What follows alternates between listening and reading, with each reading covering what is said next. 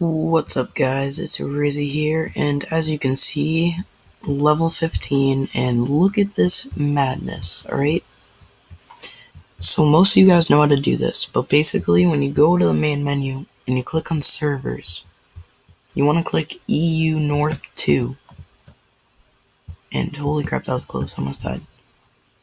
But once you click EU North 2, you go to the server that's full, keep clicking until you get in, and once you're in, you can hop on this little train thing that you see here. And basically, this is the easiest way to get to level 20.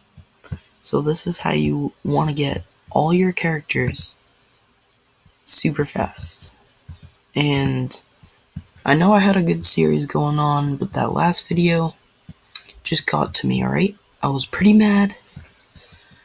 I liked where we were at with it, but now I want to just get it over with, get this guy to level 20, and have my Assassin series, because I am super pumped about that.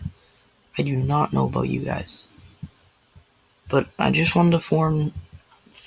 I just wanted to film this little video to show you guys what I'm gonna be doing and why you won't be seeing the Warrior series anymore. But basically, it was a fun series while it lasted. I hope you guys are excited for the Assassin series. Peace out.